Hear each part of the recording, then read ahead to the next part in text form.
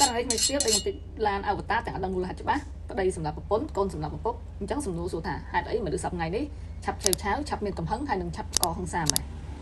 វាអាចមកពីមូលហេតុមួយចំនួនដូចជាមូលហេតុធំទី1គឺការគ្រប់គ្រងអារម្មណ៍ខ្លួនឯងបានមនុស្សខ្លះពេលខឹងអត់អាចជប់គិតអត់អាចឲ្យខ្លួនឯងរំសាយកំហឹងបានអត់អាចថយមកជំហានក៏អត់អាចបញ្ឈប់ខ្លួនឯងបានទាន់ពេលវេលាដែលអាចធ្វើឲ្យចំនួនតូចមួយអាចកើតឡើងទៅដល់កម្រិតហិង្សាបានមូលហេតុទី2គឺស្រាហើយនឹងគ្រឿងញៀន WHO នឹងការសិក្សាពាក់ព័ន្ធបង្ហាញថាការប្រើសារធាតុញៀនហើយនឹងស្រាអាចបង្កើនហានិភ័យទាំងក្នុងការក្លាយទៅជាជនរងគ្រោះហើយនឹងជនបង្កហិង្សាព្រោះវាបានកាត់បន្ថយការគិតការពិចារណាបន្ថយការគ្រប់គ្រងខ្លួនឯងនិងធ្វើឲ្យមនុស្សឆាប់ផ្ទុះកំហឹងខ្លាំងជាងមុនមូលហេតុធំទី3គឺបរិយាកាសសង្គមហើយនឹងវប្បធម៌ខ្លាចចាញ់គេឬក៏កុំឲ្យចាញ់គេ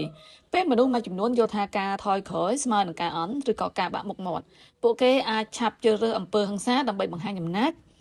ឬក៏ការឆ្លើយតបភ្លាមៗនេះគឺជារឿងគ្រោះថ្នាក់បំផុតព្រោះចំនួនតូចៗអាចកើតឡើងក្នុងរយៈពេលតែប្រហែលវិនាទីឯង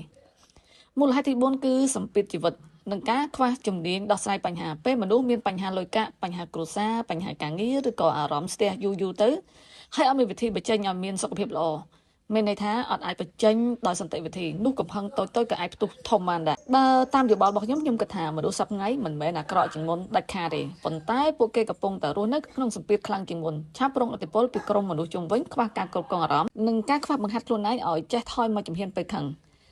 ពេលដែលរឿងទាំងនេះជួបជាមួយនឹងស្រាគ្រឿងញៀនឬក៏ក្រុមភ័ក្រដែលជំរុញគ្នាធ្វើឲ្យមនុស្សម្នាក់ធ្វើអីដែលខ្លួនឯងមិនគួរធ្វើបាន